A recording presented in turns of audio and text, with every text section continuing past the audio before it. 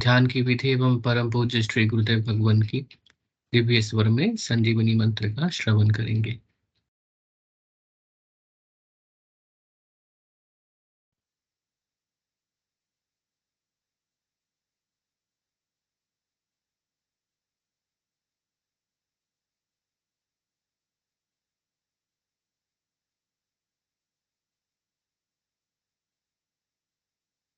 गुरुदेव सियाग सिद्ध योग ध्यान की विधि।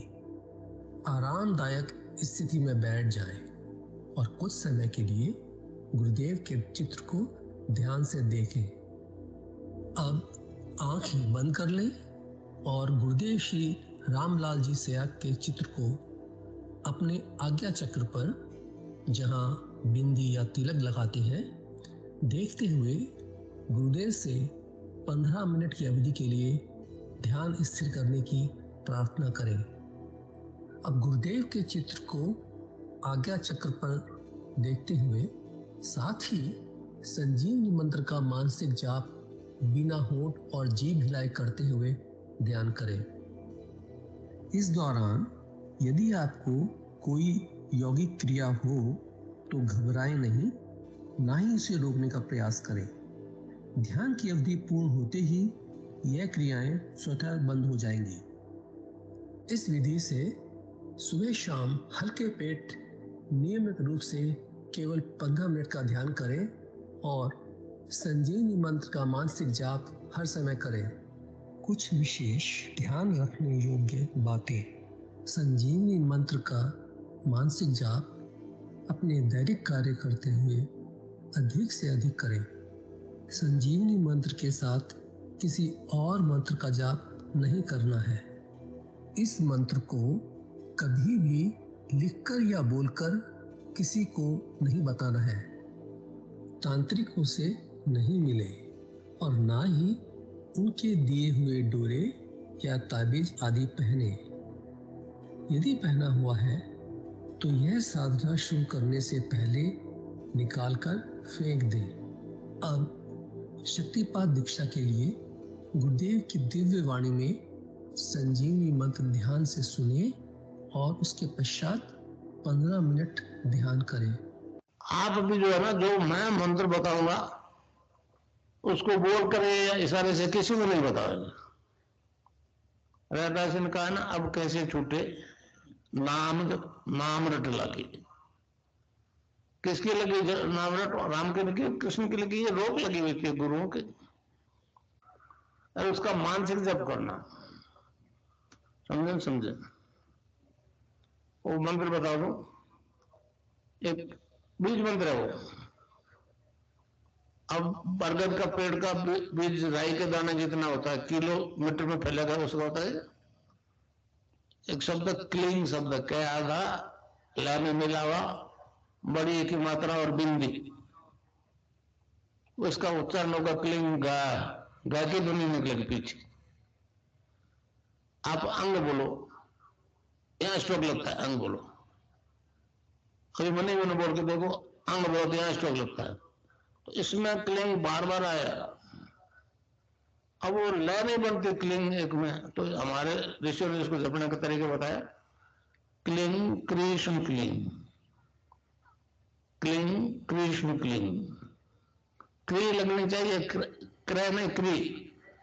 ई की मात्रा नहीं लगेगी तो राधा तत्व शामिल नहीं होगा, और राधा बिना कृष्ण आधा। तो ये इसमें राधा और कृष्ण का मंत्र है। राधा तत्व है सांसारिक सुख देगी, कृष्ण मोक्ष देगा।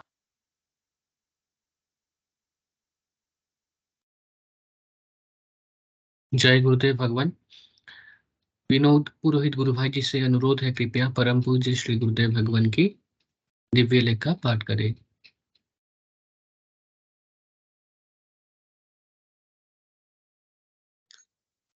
जय गुरुदेव जी, मैं स्क्रीन शेयर कर देता हूँ।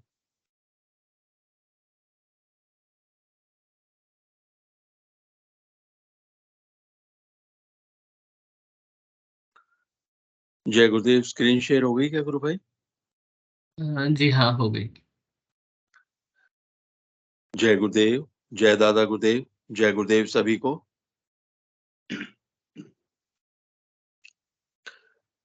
पूज्य गुरुदेव की दिव्य लेखनी में से जिस लेख को आज हम पढ़ेंगे उसका शीर्षक है सेंट जॉन के प्रकाशित वाक्य। गुरुदेव लिखते हैं, बाइबिल का यह आखिरी हिस्सा वास्तव में बाइबिल का प्राण है। सेंट जॉन एक बहुत बड़े महान संत थे। वे यीशु के मुक्तिदाता सद्गुरु थे। जिस प्रकार हमारा इतिहास बताता है कि भगवान श्री राम और श्री कृष्ण को भी गुरु धारण करने पड़े थे। उनके गुरु अच्छी प्रकार जानते कि ये कोई साधारण मानव नहीं है, फिर भी उन्हें शिक्षा दीक्षा दी। इसी प्रकार सेंट जॉन को भी मालूम था कि यीशु कौन था, परंतु फिर भी उसने यीशु को दीक्षा दी, क्योंकि गुरु द्वारा दीक्षा प्राप्त किए बिना मनुष्य द्विज नहीं बनता और द्विज बने बिना उस परम तत्व से नहीं जुड़ सकता और ना ही उस दिव्य ज्ञान को पाने का अधिकारी बनता है। इसी प्रकार अगर यीशु सेंट जॉन से दीक्षा नहीं लेता तो वह कुछ भी कर पाने में सक्षम नहीं होता। ईसाइयों में आज भी सेंट जॉन द्वारा दी जाने वाली पानी की दीक्षा प्रचलित है, क्योंकि यीशु दीक्षा यानी बपतिस्मा नहीं देता था। उसे मालूम था कि जो दीक्षा मैं दूंगा उसे इस समय मानव सहन नहीं कर सकेगा। इसीलिए उसने कहा था, मुझे तुमसे बहुत सी बातें कहनी है, परंतु अभी तुम उन्हें सह नहीं सकते। यीशु ने स्पष्ट शब्दों में कहा है कि द्विज बने बिना उस परम तत्व को प्राप्त होना असंभव है। उसने कहा है कि यदि कोई नए सिरे से ना जन्मे तो परमेश्वर का राज्य देख नहीं सकता। प्रकाशित वाक्य में कहा है, यीशु मसीह का प्रकाशित वाक्य जो उसे परमेश्वर ने इसलिए दिया कि वे अपने दासों को वे बातें जिनका शीघ्र होना अवश्य है दिखाएं, और उसने अपने स्वर्गदूत को भेजकर उसके द्वारा अपने दास यूहन्ना सेंट जॉन को बताया। जो भविष्यवाणियां बाइबिल में की गई हैं उन सबको मूर्त रूप से घटने से पहले ही दिखाया गया है। इससे यह प्रमाणित होता है कि जो बात हमारा दर्शन कहता है कि अनिश्चित काल तक के भूत भविष्य को देखना सुनना संभव है, पूर्ण सत्य है। पश्चिम को यह ज्ञान 20वीं सदी के अंत में मिलेगा। बाइबिल की भविष्यवाणियों का मात्र यही अर्थ है। इसीलिए यीशु मसीह ने भविष्यवाणी की है कि थोड़े दिनों बाद तुम पवित्र आत्मा में बपतिस्मा दीक्षा पाओगे। धार्मिक ग्रंथों के उपदेश पश्चंती वाणी में दिए जाते हैं, परंतु ज्ञानी संत पश्चंती वाणी समझ सकते हैं, आम जन नहीं। इसलिए उस ज्ञान को वैखरी वाणी में लिखकर संसार के सभी मनुष्यों के लिए छपवा देते हैं। पश्चंती वाणी ध्वनि रूप शब्दों वाली वैखरी वाणी से और भावात्मक विचारमयी वाणी से भी विलक्षण स्वात्म विमर्शमयी अनुभूति रूपी वाणी है, जिसे भौतिक भाषा में उद्बुद्ध करना इंस्पिरेशन कहा जाकर समझाने का प्रयास कहा जा सकता है। इसीलिए सेंट जॉन ने जगह जगह कहा है कि मैं प्रभु के दिन आत्मा में आ गया, मैं आत्मा में वहां गया इत्यादि।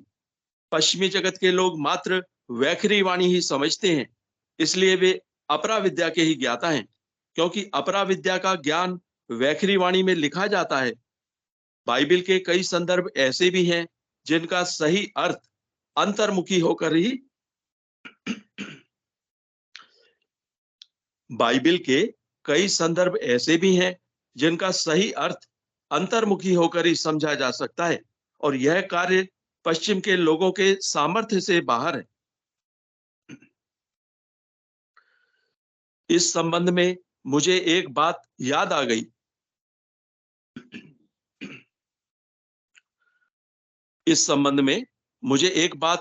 गई। बाइबिल की भविष्यवाणियों की प्रत्यक्षानुभूति के संबंध में मैंने भारत स्थित कई संस्थाओं से संपर्क किया था। मैंने उन्हें बाइबिल में वर्णित आनंद के बारे में पूछा था, जिसका वर्णन इस प्रकार है। यह एक आंतरिक आनंद है जो सभी सच्चे विश्वासियों के हृदय में आता है। यह आनंद हृदय में बना रहता है। सांसारिक आनंद के समान यह आता जाता नहीं है। उसका यानी प्रभु का आनंद पूर्ण है। वह हमारे हृदय के कटोरों को आनंद से तब तक भरता है जब तक उमड़ ना जाए। प्रभु का आनंद जो हमारे हृदयों में बहता है, हमारे हृदयों से उमड़कर दूसरों तक बह सकता है। मुझे दिल्ली की एक संस्था ने कुछ सामग्री भेजी जिसमें कटोरों के चित्र बनाकर आनंद के उमड़ने की बात समझाई गई थी। उसे देखकर मुझे बहुत हंसी आई और साथ में उन लोगों के अल्प ज्ञान पर तरस भी आया। मैं प्रकाशित वाक्य की चंद बातें जो सेंट जॉन ने पश्चंती वाणी में सुनी थी यथावत लिख रहा हूं। क्या ईसाई जगत इनकी सही व्याख्या करके प्रमाणित करने की स्थिति में है? मैं अच्छी प्रकार समझ रहा हूं कि यह कार्य अंतर्मुखी हुए बिना असंभव है। सेंट जॉन ने लिखा है मैं यीशु की गवाही के कारण पतमुस नामक टापू में था कि मैं प्रभु के दिन आत्मा में आ गया और अपने पीछे तुरही का सा बड़ा शब्द यह कहते हुए सुना कि जो कुछ तू देखता है उसे पुस्तक में लिखकर 7 कलीसियाओं के पास भेज दे। जब तक अंतर्मुखी होकर उस परम सत्ता से नहीं जुड़ते, बाइबल के ऐसे संदर्भ समझ में आ ही नहीं सकते। प्रकाशित वाक्य 1:16 वह अपने दाहिने हाथ में 7 तारे लिए हुए था और उसके मुख से 2 धारी तलवार निकलती थी और उसका मुंह ऐसा प्रज्वलित था जैसा सूर्य कड़ी धूप में चमकता है। प्रकाशित वाक्य 2:11 जिसके कान हो वह सुन ले कि आत्मा कलीसियाओं से क्या कहता है। जो जय पाए उसको दूसरी मृत्यु से हानि न पहुंचेगी। प्रकाशित वाक्य 2:16 सो मन फिरा, नहीं तो मैं तेरे पास शीघ्र ही आकर अपने मुख की तलवार से उनके साथ लड़ूंगा। प्रकाशित वाक्य 2:17 जो जय पाए उसको मैं गुप्त मन्ना में से दूंगा और उसे एक श्वेत पत्थर भी दूंगा और उस पत्थर पर एक नाम लिखा हुआ होगा जिसे उसके पाने वाले के सिवाय और कोई नहीं जानेगा। प्रकाशित वाक्य 2:27 और वह लोहे का राजदंड लिए हुए उन पर राज करेगा, जिस प्रकार कुम्हार के मिट्टी के बर्तन चकनाचूर हो जाते हैं, जैसे कि मैंने भी ऐसा अधिकार अपने पिता से पाया है। प्रकाशित वाक्य 3:4 पर हाँ, सरदीस में तेरे यहाँ ऐसे लोग हैं जिन्होंने अपने वस्त्र अशुद्ध नहीं किए। वे श्वेत वस्त्र पहने मेरे साथ घूमेंगे क्योंकि वे इस योग्य हैं। प्रकाशित वाक्य 3:20 देख, मैं तेरे द्वार पर खड़ा हुआ खटखटाता हूं। यदि कोई मेरा शब्द सुनकर द्वार खोलेगा तो मैं उसके पास भीतर जाकर उसके साथ भोजन करूंगा और वह मेरे साथ। प्रकाशित वाक्य 7:2 व 7:3 फिर मैंने एक स्वर्गदूत का जीवते परमेश्वर की मुहर लिए हुए पूरब से ऊपर की ओर आते देखा। उसने उन 4 स्वर्गदूतों से जिन्हें पृथ्वी और समुद्र की हानि करने का अधिकार दिया गया था, ऊंचे शब्द से पुकार कर कहा, जब तक हम अपने परमेश्वर के दासों के माथे पर मुहर ना लगा दें, तब तक पृथ्वी, समुद्र और पेड़ों को हानि ना पहुंचाना। प्रकाशित वाक्य की केवल उपयुक्त बातें ही अलौकिक नहीं, इसका तो संपूर्ण भाग ही प्रत्यक्षानुभूति और साक्षात्कार का विषय है। इस पवित्र ग्रंथ में विश्वास रखने वाले सभी पवित्र आत्मा वाले लोगों को 20वीं सदी के अंत से पहले बाइबल के संपूर्ण रहस्य की प्रत्यक्षानुभूति एवं साक्षात्कार हो जाएगा, क्योंकि वह पवित्र आत्मा यीशु इसकी भविष्यवाणी कर गया है। मैं पश्चिम के लोगों से आग्रह पूर्वक कहना चाहूंगा कि धन बल के सारे विश्व के गरीब लोगों का शोषण किया जा रहा है। उस पर युग परिवर्तन के इस संधि काल में पुनर्विचार करें, ऐसा न हो कि फिर पछताना पड़े। मैं उन्हें बाइबल के निम्न संदर्भों पर रात दिन चिंतन करने की सलाह देता हूं। हो सकता है प्रभु की कृपा हो जाए। सेंट मैथ्यू 19 विसर्ग 23 व 24। तब यीशु ने अपने चेलों से कहा, मैं तुमसे सच कहता हूं कि धनवान का स्वर्ग के राज्य में प्रवेश करना कठिन है। फिर तुमसे कहता हूं कि परमेश्वर के राज्य में धनवान के प्रवेश करने से ऊंट का सुई के नाके में से निकल जाना सहज है। इस संबंध में मैं प्रभु से सद्बुद्धि प्रदान करने की प्रार्थना ही कर सकता हूं। जय गुरुदेव, जय दादा गुरुदेव, जय गुरुदेव सभी को।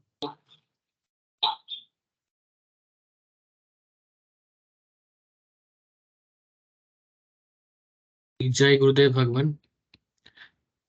विनोद पुरोहित गुरु भाई जी को आभार। सभी गुरु भाई गुरु बहनों का माइक कैमरा जो है इनेबल कर दिया गया है। कृपया मन संचालन के कार्यभार प्रारंभ करें। जय श्री गुरुदेव भगवान। जय गुरुदेव भगवान। जय गुरुदेव। गुरुदेव श्री रामलाल जी सियाक एवं दादा गुरुदेव श्री बाबा गंगाईनाथ जी योगी के पावन चरणों में कोटि कोटि नमन।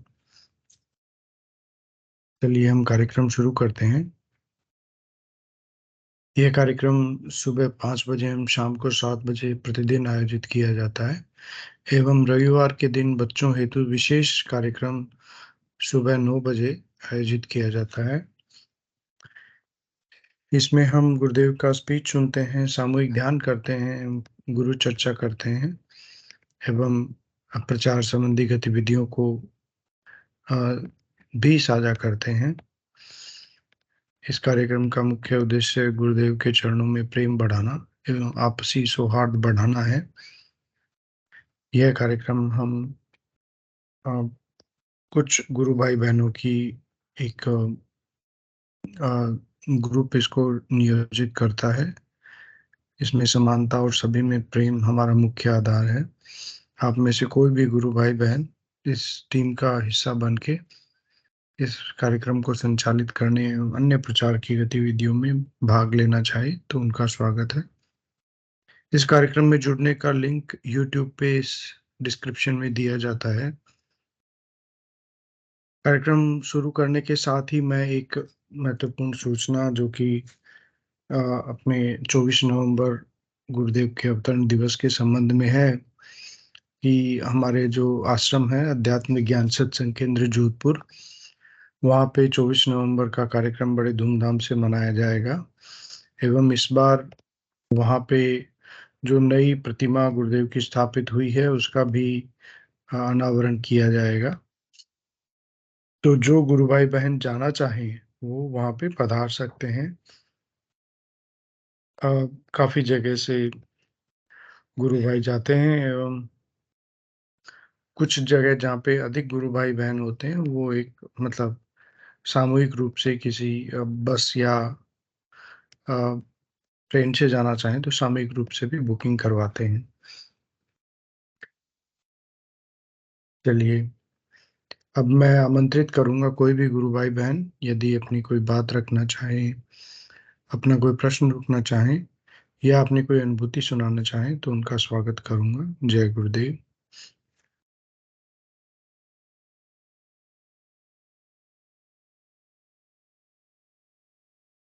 आज के गुरुदेव की जो दिव्य लेखनी में गुरुदेव ने लिखा है कि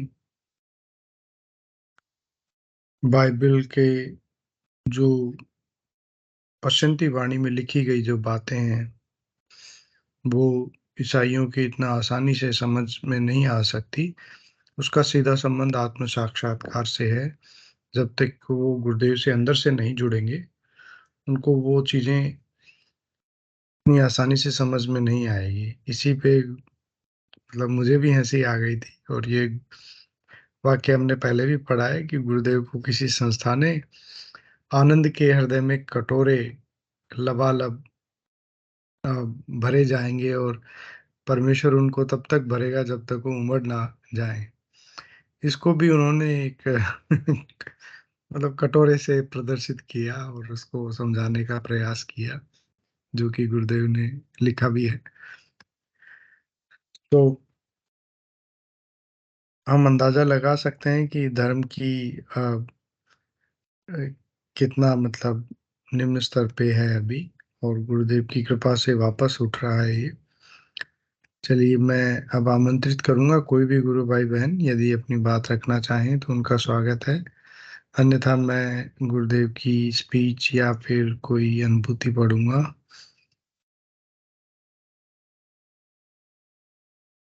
चलिए, मैं एक दो अनुभूतियां पढ़ देता हूँ, तब तक आपको कुछ बातें गुरुदेव की याद आएंगी और आप साझा कर सकेंगे। पहली अनुभूति आज हम पढ़ेंगे पतासी देवी जी की। कमर दर्द यानी कि स्लिप डिस्क से मुक्ति मिली। पतासी देवी जी गुरुबैन जोधपुर की रहने वाली हैं। मैं गुरुदेव से दीक्षा लेने से पूर्व कई देवताओं के यहाँ जाती रहती थी, क्योंकि मेरे शरीर में कई राक्षसी शक्तियों का प्रकोप रहता था, जिससे कई बार मेरा गला अवरुद्ध हो जाता था, शरीर में तड़पन लग जाती थी, कई समय तक बेहोश रहती थी और गले से आवाज तक नहीं निकलती थी। 7-8 दिन तक सोती रहती थी और कितनी भी रोटियां खिलाने पर खा लेती थी, तो भी किसी प्रकार का खाना खाने का अनुभव नहीं होता था कि मैंने भोजन कर लिया है। तो गुरु बहन में जैसा कि ये बता रहे हैं कि कई राक्षसी शक्तियों का प्रकोप था, मतलब कोई प्रेत आत्मा या इस तरह का कुछ हो सकता है, जो समझ में आ रहा है अभी तक। शरीर की शक्ति क्षीण हो गई थी, मतलब शरीर की शक्ति बहुत कमजोर हो गई थी। एक गिलास पानी भी नहीं पी सकती थी। इसके लिए डॉक्टरों ने खूब इलाज करवाया। डॉक्टर नींद की गोली दे देता था और कहता, किसी प्रकार की कोई बीमारी नहीं है, आराम करो। बहुत सी जगह दिखाया, कोई फर्क नहीं पड़ा। आखिर में सभी घर वाले हार चुके थे। मेरे कमर में अचानक दर्द हो गया था, तो 1 साल डॉक्टर की दवाइयां ली, कोई फर्क नहीं पड़ा। फिर किसी ने कहा कि बिजली का झटका लगवाओ। यह करने पर भी कुछ दिन दर्द ठीक हो गया, लेकिन कुछ समय बाद वापस तकलीफ हो गई। इस प्रकार जीवन में कई कष्ट भोग रही थी। एक दिन समर्थ सदगुरुदेव श्री रामलाल जी सियाग के शिष्य R.D. देवल जी, जो कि मेरे पति के मित्र हैं, उन्होंने गुरुदेव के बारे में बताया और गांधी मैदान में ले जाकर गुरुदेव से दीक्षा दिलवाई। दीक्षा लेकर मैं घर आ गई। MRI टेस्ट करवाया, जिसमें L2 में स्लिप डिस्क बताई गई, जिसके कारण मेरा चलना फिरना, हिलना डुलना सब बंद हो गया और मैं मानसिक रूप से सोचती थी कि अब मैं कभी उठ नहीं सकूंगी। एक दिन योगिक क्रियाओं के चलते ही मैं आश्रम में गुरुदेव के पास चली गई। एक दिन योगिक क्रियाओं के चलते ही मैं आश्रम में गुरुदेव के पास चली गई। गुरुदेव ने मेरे सर पर हाथ फेर कर प्यार से कहा कि सब ठीक हो जाएगा। फिर मैंने सारी दवाइयां छोड़ दी और लेटे लेटे मंत्र जाप पर ध्यान करने से मैं धीरे धीरे ठीक हो गई। धैर्य रखना जरूरी है। मैं अनपढ़ हूँ, इसलिए मुझे मंत्र के बारे में न तो कुछ समझ में आया और न मंत्र मुझे याद रहा। दूसरे दिन मैंने अपने पति से मंत्र के बारे में पूछा तो उन्होंने कहा, आज तो बहुत देर से उठी हो, जब बच्चे उठ गए उनके सामने नहीं बता सकता, कल सुबह जल्दी उठना तब बताएंगे। अगले दिन प्रातः 5 बजे नींद में ही मंत्र अपने आप शुरू हो गया। तब मैं गुरुदेव का ध्यान व मंत्र जाप कर तब से मैं गुरुदेव का ध्यान और मंत्र जाप कर रही हूँ। इसके पश्चात भी मेरी तकलीफ बढ़ती जा रही थी। तब गुरुजी के पास आश्रम में जाकर अपनी समस्या बताई, तो उन्होंने मेरी देवी देवताओं द्वारा किए गए ताबेज डोरे आदि सब खुलवा कर फिकवा दिए। ये अनुभूति टाइटल से बड़ी सरल लग रही थी, लेकिन इसमें बहुत कुछ अनुभव गुरु बहन के बड़े अच्छे अनुभव हैं। और जो अक्सर हम बात करते हैं कि अनपढ़ लोगों को मंत्र समझ नहीं आता, उनको हम बाद में दोबारा बताएं कि नहीं बताएं, कैसे बताएं। तो देखिए, ये गुरुदेव ने बड़ा स्पष्ट कर दिया है कि 5 बजे नींद में अपने आप ही मंत्र अपने आप शुरू हो गया इनका और चलता रहा फिर। चलिए आगे पढ़ते हैं। गुरुजी ने कहा कि तुम्हारे शरीर में इतने दिन से कोई रह रहा है, वह वह मकान खाली कराने का पर तकलीफ होती है। अच्छा, गुरुदेव ने कहा कि तुम्हारे कोई प्रेतात्मा रह रही है, तुम्हारे शरीर में इतने दिन से कोई रह रहा है, तो वह मकान खाली कराने पर तकलीफ होती है। वह तुम्हें कष्ट तो देगी ही। इसके पश्चात जब गुरुजी आश्रम में रहते थे, मैं उनके यहाँ दर्शन करने जाती रहती हूँ। इसके पश्चात भी मेरे शरीर का कष्ट चलता रहा। इसी बीच मुझे चाय के बिना बिल्कुल नहीं रहा जाता था। चाय नहीं पीती थी तो सर दर्द करता था। अचानक मेरी चाय भी छूट गई। फिर धीरे-धीरे मैं गुरुदेव के ध्यान से ठीक होने लगी। मेरा मंदिरों में जाना, तांत्रिकों के चक्कर लगाना, व्रत आदि सब छूट गया। तो आप समझ सकते हैं कि ये कितना जटिल समस्याओं में गुरु बहन फँसी हुई थी और उन समस्याओं के उपचार के लिए कितनी जगह जाती थी, कितने कर्मकांड या व्रत उपवास या मंदिर में जाना ये सब करती थी ये। चलिए 6-7 साल बाद एक दिन कमर में अचानक दर्द हो गया। डॉक्टरों को दिखाने पर उन्होंने कहा कि स्लिप डिस्क है, आराम करो, दवाइयाँ लो।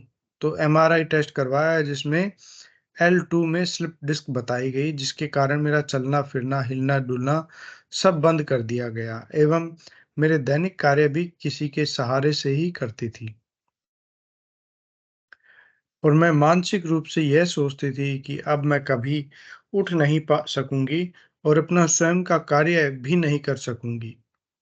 फिर मैंने 6 महीने तक अलग-अलग न्यूरोफिजिशियन, ऑर्थोपेडिशियन, एक्यूपंक्चर से भी इलाज करवाया, परंतु कोई फर्क नहीं पड़ा। फिर एक दिन ऑर्थोपेडिशियन डॉक्टर से दवाइयाँ लेकर आई और रात को दवाइयाँ लेते ही मेरे शरीर में तड़पन लग गई। जैसे ही मैं दवाइयाँ खाती, मेरे शरीर में तड़पन बढ़ जाती थी। एक दिन गुरुजी आश्रम आए हुए थे। घर पर बैठे ही मुझे योगिक क्रियाएं शुरू हो गई और योगिक क्रियाओं के चलते ही मैं आश्रम में गुरुदेव के पास चली गई। गुरुदेव ने मेरे सर पर हाथ फेर कर प्यार से कहा कि सब ठीक हो जाएगा, सारी दवाइयाँ छोड़ दो और आराम करो। फिर मैंने सारी दवाइयाँ छोड़ दी और लेटे-लेटे मंत्र जाप का ध्यान करती रही, जिससे मेरे शरीर में कई योगिक क्रियाएं होती रही। इसके पश्चात मैं धीरे-धीरे ठीक हो गई। अब मेरा कमर दर्द ठीक हो गया है, किसी प्रकार की चिंता नहीं लगी रहती है। मेरे परिवार के सभी सदस्य दीक्षित हैं, अतः आप सभी पाठक गणों से अनुरोध है कि श्रद्धा से गुरुदेव का ध्यान करने से सभी रोग धीरे-धीरे ठीक हो जाते हैं। धैर्य रखना जरूरी है। गुरु बहन ने एक और अच्छी बात बताई है कि आराधना में उन्होंने कितना मतलब कष्ट सहे हैं। दीक्षा लेने के बाद भी उनके साथ कष्ट खत्म नहीं हुए थे। तो दरअसल इनके भी दीक्षा लेने के बाद ही स्लिप डिस्क हुआ है। तो जैसे कुछ लोगों का कहना होता है कि दीक्षा लेने के बाद हमारी परेशानियाँ बढ़ गई है, बीमारी बढ़ गई है। तो उनके लिए बड़ा अच्छा उदाहरण है ये गुरु बहन का और उन्होंने स्पष्ट लिखा है कि धैर्य रखना बहुत ज़रूरी है इसमें। तो हमें धैर्य से आराधना करते हुए आगे बढ़ता रहना चाहिए। चलिए एक और अनुभूति पढ़ते हैं हम, महेंद्र कुमार प्रजापति जी की। गुरुदेव पर दृढ़ विश्वास से प्राणों की रक्षा। महेंद्र कुमार प्रजापत, सन ऑफ कोजाराम प्रजापत, गांव कुंभारा, तहसील भोपागढ़, जिला जोधपुर। सन 2006 में जब मैं कक्षा 10 में विवेकानंद छात्रावास भोपालगढ़ में पढ़ रहा था, तब वहां गणेशाराम जी जाखड़ ने हमें गुरुदेव के ध्यान के बारे में बताया कि इनके ध्यान से असाध्य बीमारियां और सभी प्रकार के नशों से पूर्ण मुक्ति मिलती है तथा भविष्य में आने वाली घटनाओं को देख सकते हैं। फिर उन्होंने 15 मिनट का ध्यान लगाने को कहा। ध्यान में मेरे शरीर में एकदम कंपन सा महसूस हुआ। 15 मिनट का समय पूरा होने के बाद सामान्य स्थिति में आ गया। उसी दिन से मेरे मन में गुरुदेव के प्रति भाव जागृत हुआ कि गुरुदेव की व्याख्या शब्दों में करना मुश्किल ही नहीं, नामुमकिन है। उसी दिन से गुरुदेव के प्रति मेरा लगाव बढ़ता गया। 6 जून 2008 को मैंने जोधपुर जाकर गुरुदेव से दीक्षा ली। उस दिन से मैं सुबह शाम गुरुदेव का ध्यान लगाता रहा। 16 जून 2008 को जब सुबह दही खाकर जैन स्कूल भोपालगढ़ गया, तब मेरे को पता नहीं था कि दही में छिपकली है। अच्छा, दही में छिपकली है। हुआ यह कि गर्म दूध करते समय कहीं से ऊपर से छिपकली गिर गई। दूध भी लगभग आधा लीटर ही था। छिपकली दही में गलकर रबड़ी की तरह बन गई। मैंने तो मेरी आवश्यकता अनुसार खाया और थोड़ा सा पीछे बच गया।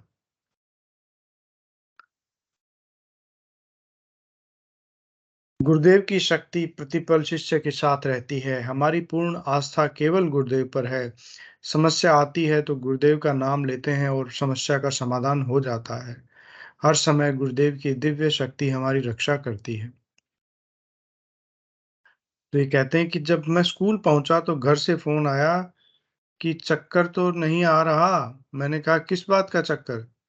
घर वाले ने बताया कि तूने दही में छिपकली खा ली। मैंने कहा मेरी रक्षा तो परम सदगुरुदेव श्री रामलाल जी सियाग करेंगे। घर आने पर जब मुझे पूर्ण सच देखा, तब सबकी जान में जान आई। तब से उनकी श्रद्धा गुरुदेव के प्रति बढ़ गई। इतने भयंकर जहर का भी असर मेरे ऊपर नहीं हुआ। यह इससे यह सिद्ध होता है कि मीरा पर जहर का असर क्यों नहीं हुआ। यह एक प्रामाणिक सत्य है। इस बात से मुझे इतना आश्चर्य हुआ कि गुरुदेव की शक्ति प्रतिपल शिष्य साधक के साथ रहती है, उसकी रक्षा करती है। हमारी पूर्ण आस्था केवल गुरुदेव पर है। समस्या आती है तो गुरुदेव का नाम लेते हैं और समस्या का समाधान हो जाता है। हर समय गुरुदेव की दिव्य शक्ति हमारी रक्षा करती है। उस महान शक्ति को कोटि कोटि नमन, वंदन व प्रणाम।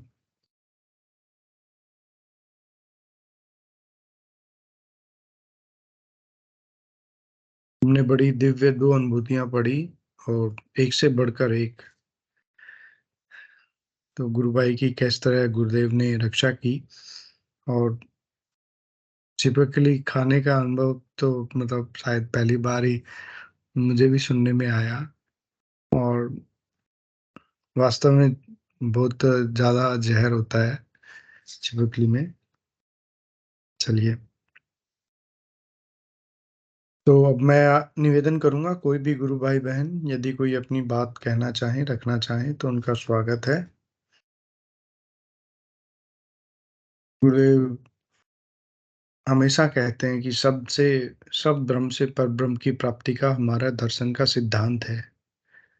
और ये भी कहते हैं कि सब कुछ हमारे ग्रंथों में लिखा गया है, लेकिन प्रमाणित नहीं हुआ आज तक। अब प्रमाणित होना शुरू हो गया है। इस बात को हमें बहुत मतलब हम जितना गहराई में जाते हैं इस बात के, बड़ा समझने का प्रयास करते हैं, तो गुरुदेव की कृपा से हमें समझ में भी आता है कि नाम जप के माध्यम से हम उस परम तत्व तक बहुत जल्दी पहुंच सकते हैं। हमारे साथ प्रॉब्लम जो मेरे साथ कई बार होता है, वो मैं आपके साथ साझा करूंगा कि हम बाहरी चीजों में इतने उलझे पड़े हैं कि अंदर वाला आनंद और अंदर वाला खजाना जो है, उसका हमें अभी तक आभास नहीं है।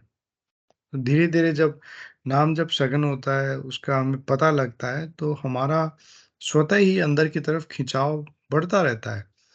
और एक स्थिति आती है कि जब बाहर की जो क्षणभंगुर सुख भोग हैं, उनसे हमारा मन विरक्त होके और अंदर जो शाश्वत प्रेम है, शाश्वत आनंद है, उसकी तरफ बढ़ने लगता है। तो जो गुरुदेव आनंद के बारे में बाइबल की जो आज हम बात भी पढ़ रहे थे, तो मुझे लगता है कि बहुत कुछ अनुभव करने का विषय है। चलिए, कोई और गुरु भाई बहन यदि कोई अनुभव नहीं सुनाना चाहते हैं, तो अब मैं हमारे पास 10 मिनट का समय है, हम गुरुदेव का वाणी में उनका स्पीच सुनते हैं। जय गुरुदेव।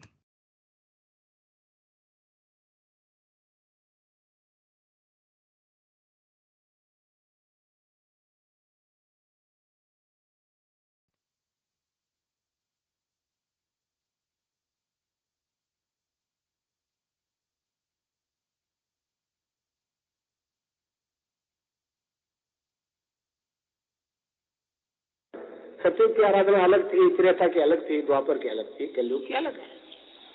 तो कलयुग में केवल हरिनाम का जप ही सारी समस्याओं का अंत करता है। गोस्वामी तुलसीदास ने कहा ना, कलयुग केवल नाम आधारा, सुमर सुमर नर उतरे पारा। तो मैं आपको एक नाम बताऊंगा, उसको आपको जपना है। अब वो जपने के हिसाब से एक बार ध्यान से सुनने की, देखिए परिवर्तन नहीं आने के कई कारण मैंने प्रैक्टिकली देखे हैं। एक तो पहले से जो दीक्षित आदमी है वो मंत्र जप रहा है, उसके साथ मेरे वाला नहीं चलेगा, या तो वो जपते रहो, नहीं तो फिर उसको छोड़ के इसको जपो, आप रिजल्ट पाते हो। दूसरा, ये मंत्र तंत्र झाड़े वाले ताबीज वालों से पीछा छुड़ा लो, सुखी हो जाएगा जीवन। समझे? ये ठगा है। और मारवाड़ में और कारबेग में पता नहीं, मैंने इनको बहुत देखा है, इतने कैप्चर कर रखे हैं, मेजॉरिटी ऑफ पीपल्स गांव के सब उसके चक्कर में फंसे हैं। तो मैं आपको एक नाम बताऊंगा, उसको आपको जपना। आराधना के दो तरीके हैं, नाम जप और ध्यान। नाम जप और ध्यान। जो गांव के लोग आए हैं उनसे मैं कहूं कि मैं जो नाम बताऊंगा वही जपने से रिजल्ट मिलेगा, और बाकी अब फिलोसफिकल बात मैं जो बता रहा हूं ये तो शहर के बुद्धिजीवियों के लिए है, नहीं तो ये आसानी से मानने वाला लोग नहीं। बाकी एक ही सूत्र है, नाम जप कलयुग केवल नाम आधारा, सुमर सुमर नर उतरे पारा। पार उतरने की स्थिति में जाएगा तो सारे रोग खत्म होंगे तो ही जाएगा, नहीं तो यार रोग रहेगा तो राम याद ही नहीं आएगा। तो इस प्रकार मैं आपको एक नाम बताऊंगा, उसको जपना। देखिए मेरे पास पश्चिम के कई बहुत ईमेल आते रहे, बहुत अभी भी आते हैं। मैंने कहा आपका विकास साइकोलॉजी तक हुआ है, साइकोलॉजी। पैरा साइकोलॉजी क्या होती है अभी आपको पता नहीं। तो उन्होंने चैलेंज के साथ पूछा, पैरा साइकोलॉजी अगर जो रिजल्ट देगी वो हमारी लेबोरेटरी एक्सेप्ट करेगी तो ही मानेंगे। मैंने कहा यूं कोई मानेगा नहीं। अब मैंने कहा चलो आप अपनी लेबोरेटरी ले आओ। अब ब्लड कैंसर WBC 1,75,000, 80,000, 2 लाख, और बिना दवाई के 3-4 महीने में 13,000 आ गए, 12,000 आ गए। मैंने कहा ये कीमोथेरेपी तो नहीं चल रही थी, क्या हुआ?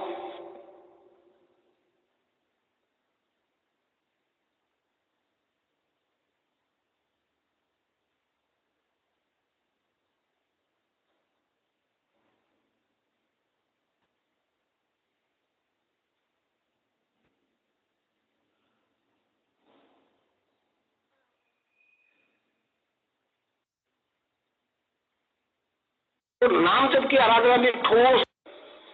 मैं कोई वैद्य डॉक्टर नहीं हूं जो जड़ी बूटी से एड्स ठीक कर रहा हूं, कैंसर ठीक कर रहा हूं। ये तो केवल ईश्वर के नाम का चमत्कार है। तो नाम जप की आराधना भी ठोस दर्शन प्रविष्ट है। हमारे धर्म में कल्पना की 1% गुंजाइश नहीं। कल्पना करना तो सिर्फ किसी का काम भाई, धर्म में क्या लेने देना कल्पना का, मगर करवाई जा रही है। कौन क्या करवा रहा है मैं जानता हूं, 15 साल से यही काम को कर रहा हूं। तो शब्द से सृष्टि की उत्पत्ति हुई, ये ईश्वरवादी धर्म सभी मानते हैं। हम कहते हैं ना ओम तत्सत से यीशु को रखा गया। यहूदी भी कहते हैं शब्द से उत्पत्ति हुई, ईसाई भी कहते हैं, मुस्लिम भी कहते हैं। मगर उस शब्द की प्रत्यक्ष अनुभूति और साक्षात्कार, उस परम सत्ता की विजुअलाइजेशन और रियलाइजेशन की बात कोई नहीं कहता। हमारा धर्म कहता है, किताबों में लिखा है, प्रैक्टिकल में नहीं हो रहा। मैं फिल्म बनाई एक बॉम्बे में, तो मैंने एक सेंटेंस बोल दिया, मनुष्य के पूर्ण विकास का नाम ही ईश्वर है। वो कैमरामैन ने कैमरा रोक दिया, उसने डायरेक्टर ने कहा बोल क्या रहे हो आप? मैंने कहा तू फिल्म मार। मैं क्या ये हिंदू धर्म का अद्वैतवाद है? अद्वैतवाद। हिंदू तो मनुष्य को ईश्वर का स्वरूप मानते हैं, समझा? गीता में कहा है कि मनुष्य इस देह में स्थित हुआ भी पर है, पर मतलब त्रिगुणातीत है, ईश्वर है। फिर आगे कहते हैं कि परंतु वह प्रारब्ध कर्मवश करता, भरता, भोगता, अनुमंता इत्यादि के हिसाब से व्यवहार कर रहा, और अंत में कहा कि सच्चाई एक ही परमात्मा। इसका स्पष्ट अर्थ है कि मनुष्य जीवन में अपने उस उच्चतम विकास को कर सकता है। कितने गुरु हैं, कितने और लाखों शिष्य हैं, समझे, कथा बांट रहे हैं, भेंट ले रहे हैं, तो कमोबेश सारे विश्व की देखिए कलयुग है। कलयुग के स्टार्स का इफेक्ट मनुष्य मात्र में सब में होता है, चाहे वो मुसलमान हो, ईसाई हो, बौद्ध और जैन हो। सब कह रहे हैं देखो पीछे क्या हुआ। हम कहते हैं देखो राम ने किया तो कृष्ण ने किया, और चले जाओ सतयुग में, ईसा ने किया, मूसा ने किया, मोहम्मद ने किया, बुद्ध ने किया, महावीर ने किया, देखो पीछे क्या हो रहा है, देखो पीछे क्या हुआ। हम देख रहे, धर्माचार्य बता रहे हैं, हम पीछे देख रहे हैं और चल रहे हैं आगे।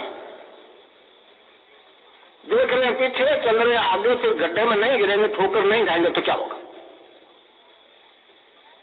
तो हमारा योग दर्शन कहता है साधक जो है ज्ञान और समाधि की स्थिति में अनलिमिटेड पास्ट फ्यूचर को देख सुन सकता।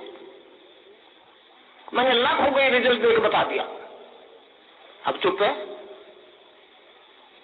तो आपको नाम जपना है, 3 तरह से जपते वैसे। एक तो बोल करके बाहर आवाज निकलती है, एक में होठ जी हिलते तो है मगर आवाज नहीं निकलती, एक में मुंह का प्रयोग बिल्कुल नहीं, बिना बोले आप मन ही मन जपते रहो, मानसिक जब बोलते उसको, उससे 1000 गुना ज्यादा फल होता है। कर्मकांडी यज्ञों से 1000 गुना ज्यादा नाम जप से। गीता में भगवान ने इसको यज्ञ कहा है, सबसे उत्तम यज्ञ। 10वें अध्याय में क्या है, यज्ञों में मैं जप यज्ञ हूं। तो मैं आपको नाम बताऊंगा, उसको आपको जपना है और मंत्र उसके साथ नहीं। और जो पूजा कर रहे हो, जिस भगवान को मान रहे हो, जिस इष्ट को मान रहे हो, जिस सन्यासी को मान रहे हो, मानते रहिए। जैन अपने महात्मा को माने, बौद्ध अपने माने, कोई चिंता की बात नहीं। धर्म परिवर्तन की बात हिंदू कभी नहीं करता। हिंदू तो मनुष्य के रूपांतरण की बात करता है, परिवर्तन ही नहीं, रूपांतरण की बात करता है। तो इसलिए आप अपने धर्म में बने रहिए, नाम न बताओ जपिए। देखिए शब्द जो है भाषा एक वैज्ञानिक बात है।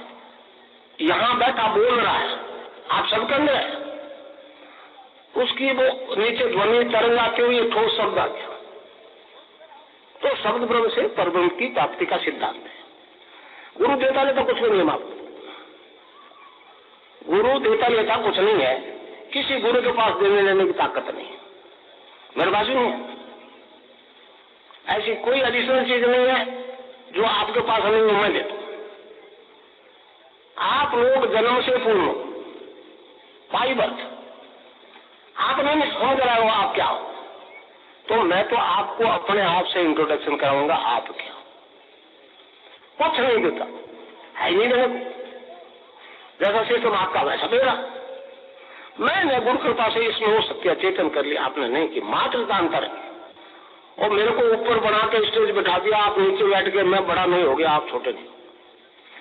मैं आपकी तरह दृष्टि व्यक्ति हूँ, साधारण गरीब दृष्टि व्यक्ति हूँ।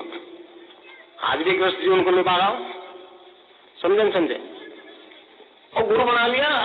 स्वामी विवेकानंद जी को पटा के गुरु के बिना पार नहीं पड़ते, इस लाइन में गुरु बना लिया।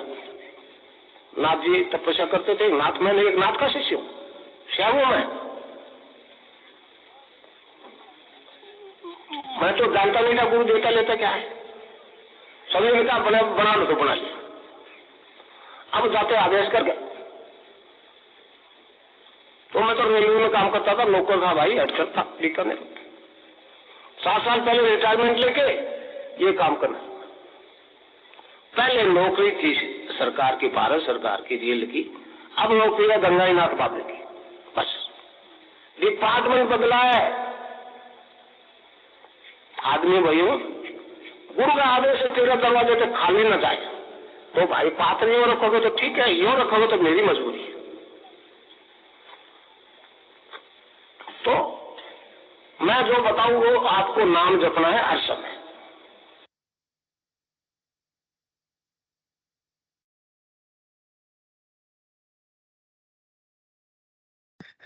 जय गुरुदेव। गुरुदेव ने भी इस संयोग से इस बीच में बात भी वही शुरू हुई कि नाम जप ही मुख्य आधार है आराधना का, और हम सब बाबा गंगाईनाथ जी की ड्यूटी कर रहे हैं। चलिए, मैं सेशन को गुरुदेव के चरणों में समर्पित करने हेतु इंगू अंकल से निवेदन करूंगा कि कृपया आएं और अपनी बात से सेशन को गुरुदेव के चरणों में समर्पित करें। जय गुरुदेव। जय गुरुदेव सभी को। गुरुदेव की दिव्य चेतना सभी में सिद्ध हो, जगत व्यापी हो और जगत के कल्याण के लिए हो। जय गुरुदेव सभी को, बहुत बहुत जय गुरुदेव। बोलो कल की अवतार की जय हो। जय हो। जय हो।